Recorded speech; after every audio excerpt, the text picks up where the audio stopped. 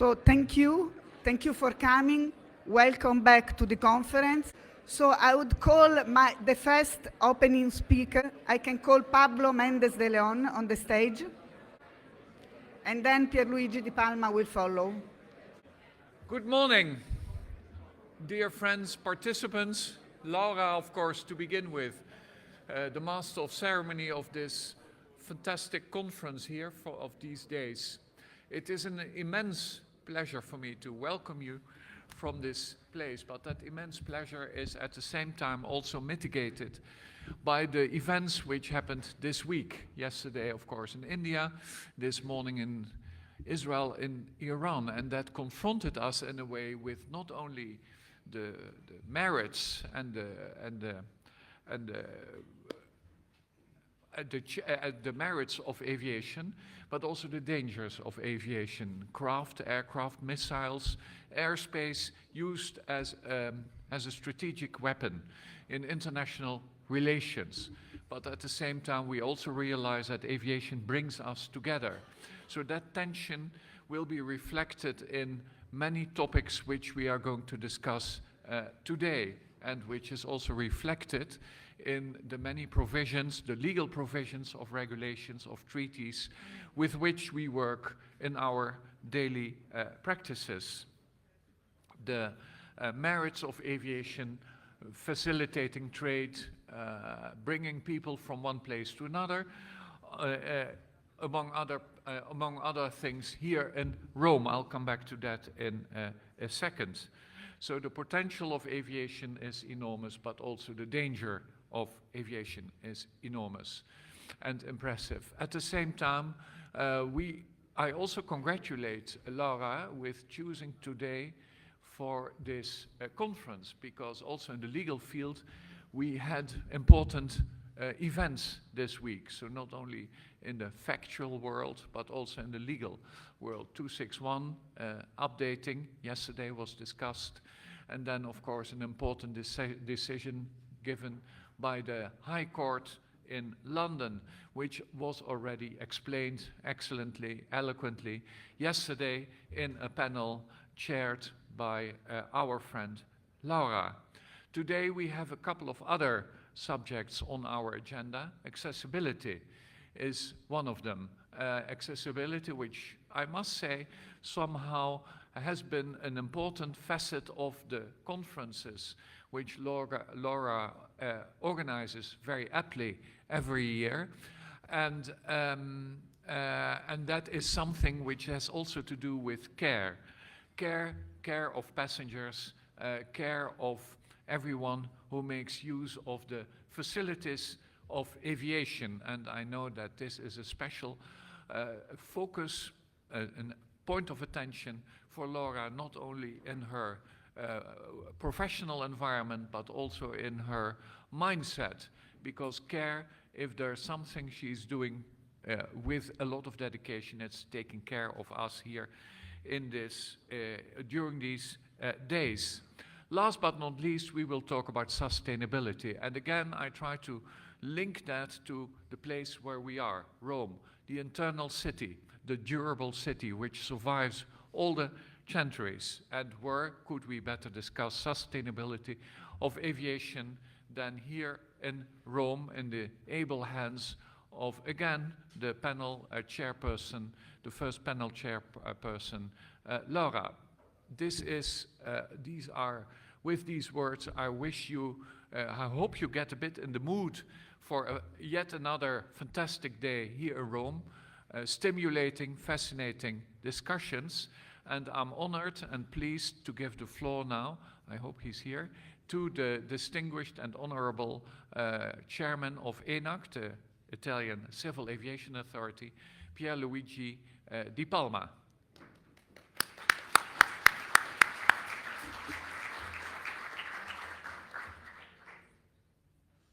Morning, sir. Welcome.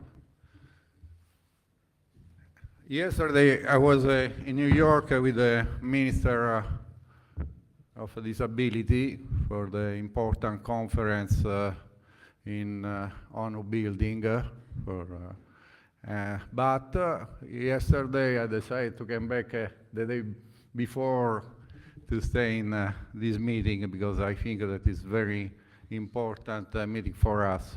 And then I want you the welcome for this day.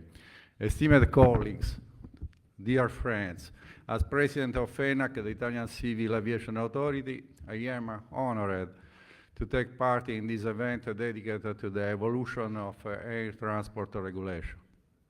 I would like to begin by thanking Laura Pierluigi and your team for once again promoting such a significant opportunity for dialogue, exchange of ideas, and collective reflection.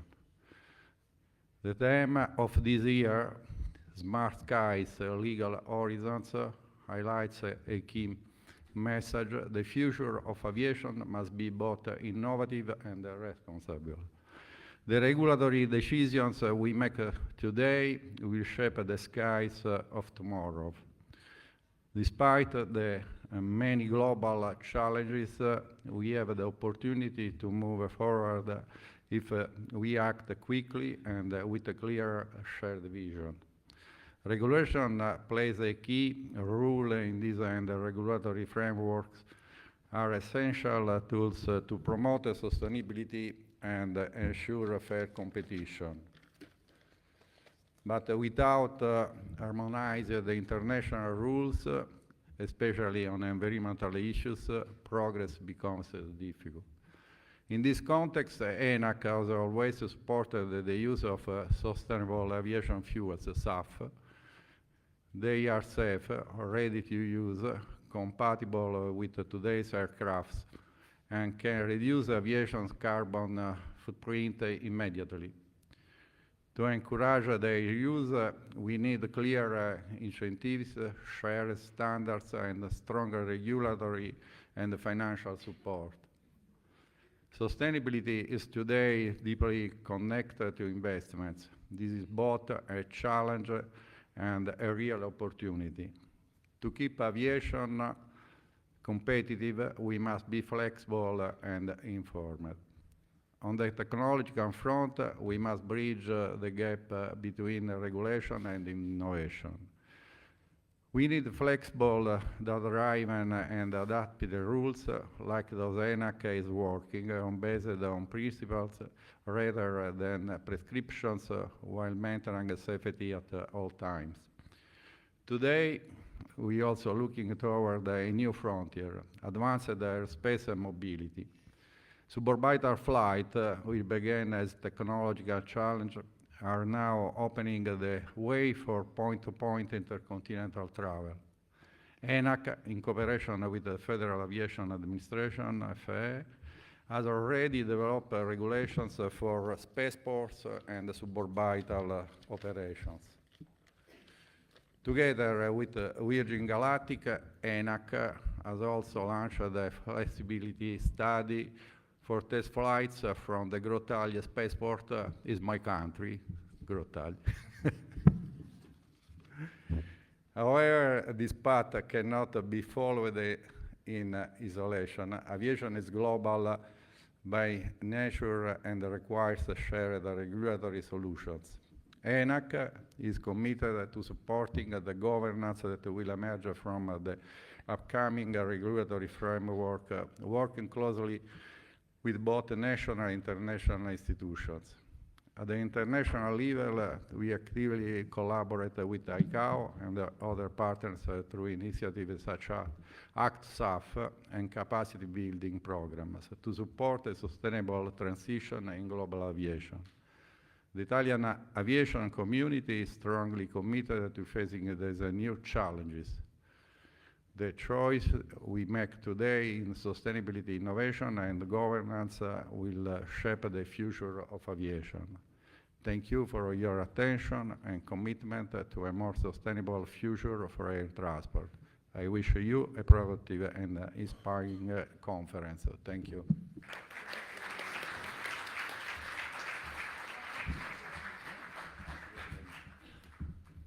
So thank you, Pierluigi, especially because you came back from New York City, especially for us. So this is a big honor for us.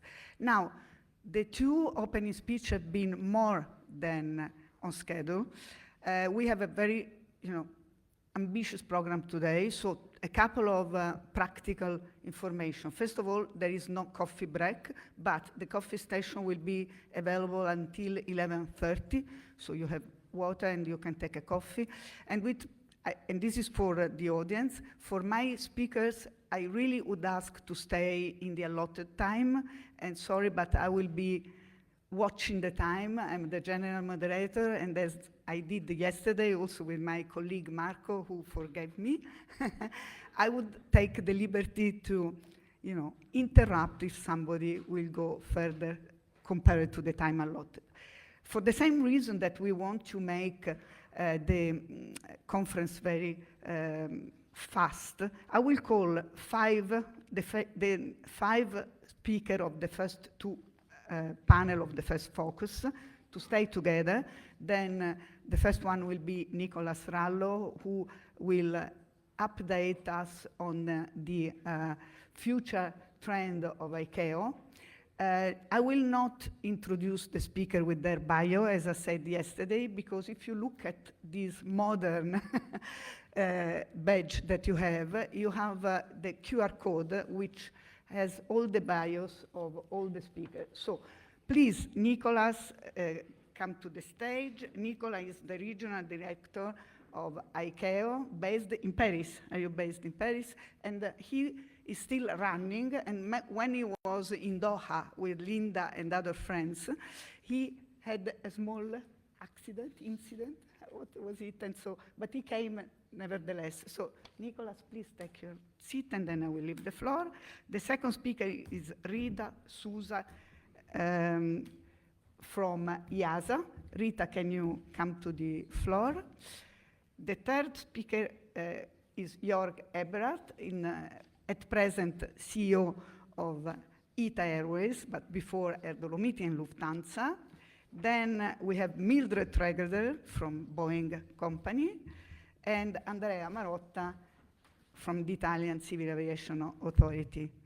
For more information about their CV, please look at the QR code. Now, I leave immediately the floor to Nicolas. Are you standing? Okay. And Nicolas will have the privilege to speak for 50 minutes, but it is a privilege that he has requested a couple of times because he's gonna present the sustainable future from ICAO.